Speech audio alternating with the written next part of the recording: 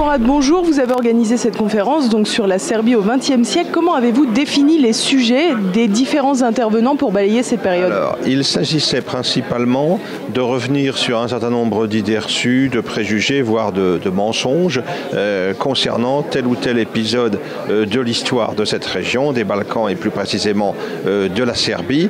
Et là, la matière était tout à fait riche, puisque nous avons évoqué successivement le cas des Tchétniks du général Mihailović, qui ont été ô combien calomniés à l'issue de la guerre et dont le rôle a été pendant très longtemps occulté. Nous avons eu avec Slobodan Despot une présentation de ce qu'avait été la Yougoslavie de Tito et la responsabilité qui était celle de ce régime dans l'éclatement ultérieur de la Yougoslavie. Nous avons eu également un survol de l'histoire du Kosovo avec ce qu'il représentait dans l'imaginaire serbe, dans la culture serbe.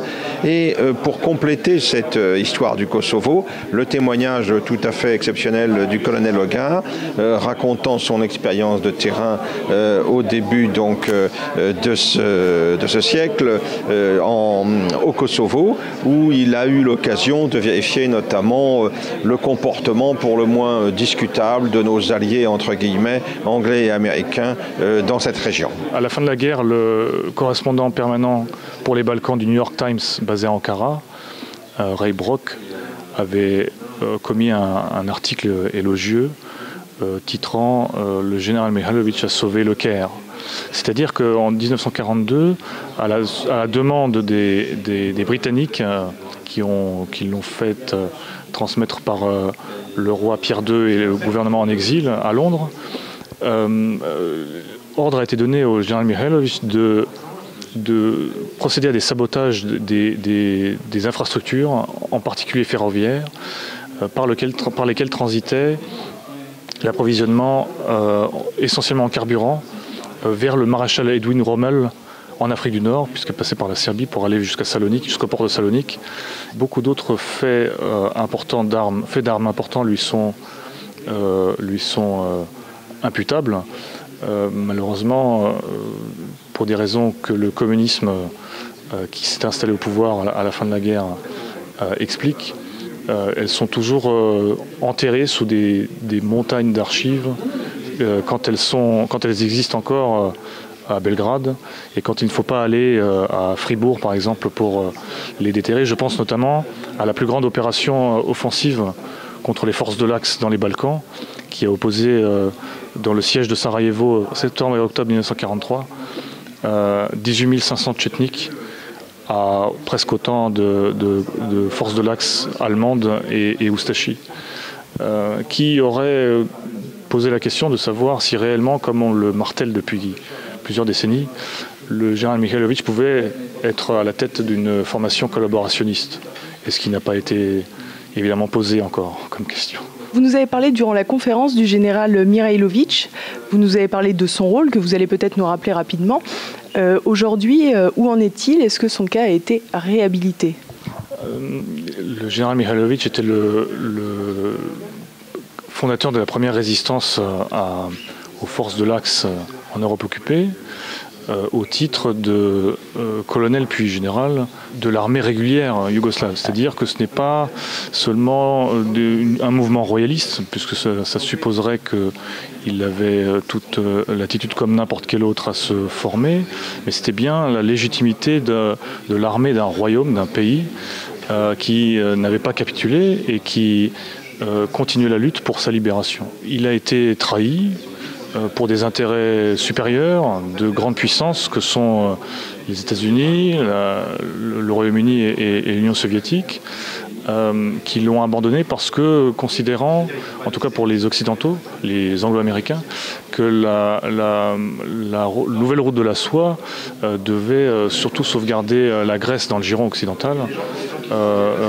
et que les Balkans étaient un peu moins importants. Vous avez commencé la conférence en expliquant que la Yougoslavie communiste avait commencé sur une construction de fiction quelque peu. Est-ce que vous pouvez expliquer ce terme que vous avez employé? Eh bien oui, c'était une fiction, c'est une fiction idéologique, dans la mesure où tous les États communistes ont été des fictions idéologiques. Aucun État communiste n'a jamais marché, il ne faut quand même pas l'oublier.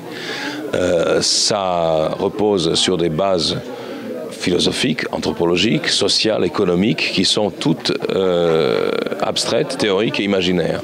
D'autre part, dans le cas yougoslave, il y avait aussi cette fiction historique qui consistait à faire semblant, en 1945, que dans les années précédentes, donc dans les années de la Deuxième Guerre mondiale, il ne s'était rien passé, alors qu'il s'était passé des choses extrêmement graves, qu'il y a eu une occupation doublée d'une guerre civile, qu'il y a eu un génocide en Croatie qui a frappé la population serbe, et que tous ces événements avaient été en quelque sorte coulés sous une chape de plomb, afin de pouvoir rabibocher ensemble très rapidement tous ces peuples. Et le fait qu'on ait fait l'économie, disons, je dirais pas d'une dénazification, mais d'un éclaircissement des responsabilités dans ces événements, eh bien ça a condamné ce pays à les revivre un demi-siècle plus tard. La politique, disons, intérieure du régime communiste de Tito consistait en tout premier lieu, et c'était d'ailleurs sa politique explicite, je n'invente pas, à limiter l'influence du facteur serbe. Pourquoi ? Parce que d'une part, les Serbes étaient une majorité relative de la population Yougoslavie, parce que d'autre part, ils étaient sortis victorieux de la Première Guerre mondiale et étaient en quelque sorte les créateurs de la Yougoslavie, et qu'ils avaient eu une attitude extrêmement digne, une attitude même héroïque durant la Deuxième Guerre mondiale, puisqu'ils avaient lancé une résistance efficace, la seule d'ailleurs sur le territoire européen, contre Hitler.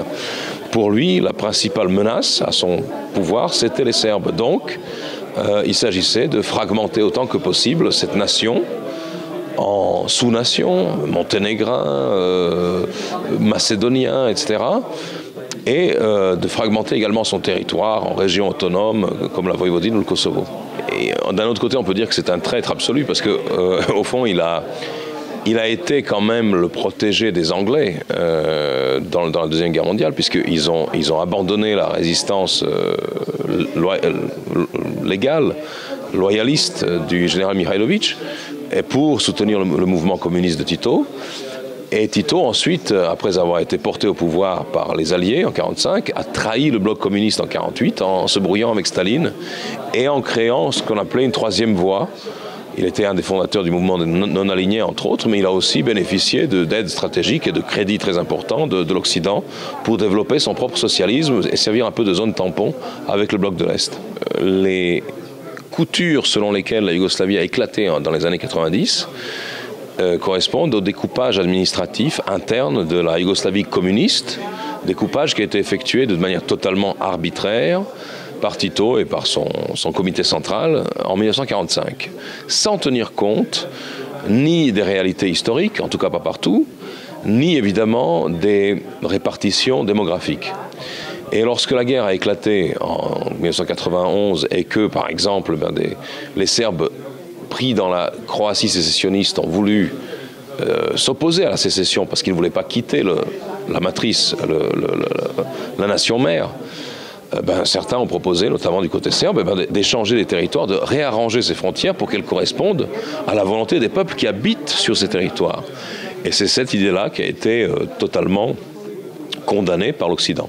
Je ne peux pas expliquer le fond des raisons, mais lorsque l'on observe comment l'Occident, c'est-à-dire les Anglo-Saxons, l'Allemagne, ont géré la crise yougoslave, on voit qu'ils ont toujours veillé à appliquer dans le découpage des frontières et dans la politique nationale les recettes de la Yougoslavie communiste. Nous avons, si je comprends bien votre question, des analogies qui sont possibles avec la situation actuelle que l'on connaît en Ukraine.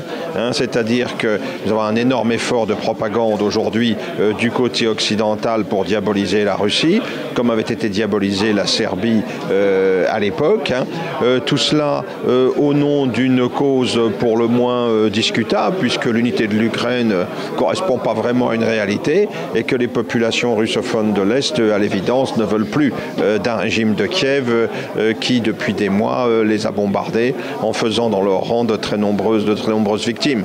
Nous avons là aussi des mensonges d'État, des mensonges médiatiques qui s'accumulent, comme ça avait été le cas à l'époque. Je rappelle simplement le souvenir du prétendu massacre de Ratchak, qui ne valait pas plus que ce qu'avait été le prétendu massacre de Timișoara en Roumanie au moment de la chute de Ceausescu 10 années plus tôt. NATO. Madeleine Albright annonçait, pour intervenir, pour légitimer l'intervention otanienne, elle annonçait plus de 100 000 morts au Kosovo. Et en fait, il y a les chiffres de l'OTAN eux-mêmes disent plus de 4200, quelque chose comme ça. Ce qui est beaucoup trop, mais toutes catégories confondues, c'est-à-dire les soldats, les Serbes, les partisans de l'UCK, les terroristes de l'UCK, les civils albanais. On a eu raison tout à l'heure de rappeler que beaucoup de civils albanais ont perdu la vie au Kosovo du fait de l'UCK, parce qu'ils étaient jugés trop modérés ou pro-serbes. Et le premier malheur des Albanais du Kosovo, c'est l'UCK. C'est sûr que l'OTAN, c'est le bras armé des États-Unis, donc les États-Unis ont leurs intérêts propres. Et donc dans l'affaire du Kosovo, comme dans l'affaire du Rwanda, par exemple, les États-Unis ont joué leurs cartes. Ce qui est regrettable, c'est que la France n'ait pas compris qu'elle était instrumentalisée, manipulée, tout comme l'Union européenne. De même que ça se passe aujourd'hui exactement de la même manière en Ukraine. Hein. On voit bien que les États-Unis n'ont aucun état d'âme. Et ce que je ne leur reproche pas en soi, mais ce que je reproche vraiment à mon pays, c'est d'être un suivisme aveugle. Voilà. Il y a des associations, notamment Solidarité Kosovo, qui viennent en aide à ces populations. On a vu des situations véritablement dramatiques avec des Serbes totalement isolés qui souffraient de ratonnade presque de la part des Albanais, qui venaient jusqu'à dans leur foyer pour contaminer leurs vivres, pour les terroriser jusqu'au bout. C'est la situation réelle, hein. Je le rappelle à chaque fois, depuis 1999, 200 000 Serbes, donc c'est-à-dire les bombardements de l'OTAN, depuis que les forces de l'OTAN sont arrivées sur place, 200 000 Serbes ont dû fuir le Kosovo, 1000 Serbes ont été assassinés, et ça se poursuit encore aujourd'hui. Il n'y a pas une semaine qui passe au Kosovo sans qu'une famille serbe soit attaquée, sans qu'il y ait des vols comme contre les Serbes. La semaine dernière, un jeune d'une trentaine d'années s'est fait tabasser à mort par 4 Albanais au Kosovo.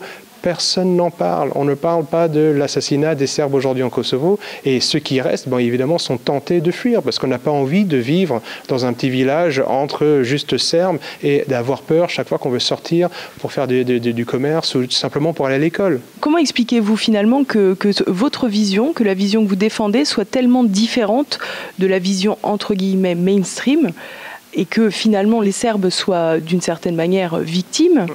Alors que tout le monde nous explique qu'au contraire, ils sont adonnés à des crimes de guerre, qu'ils mangeaient la cervelle d'Albanais sur des tartines, qu'ils ont réussi à remplir des charniers entiers.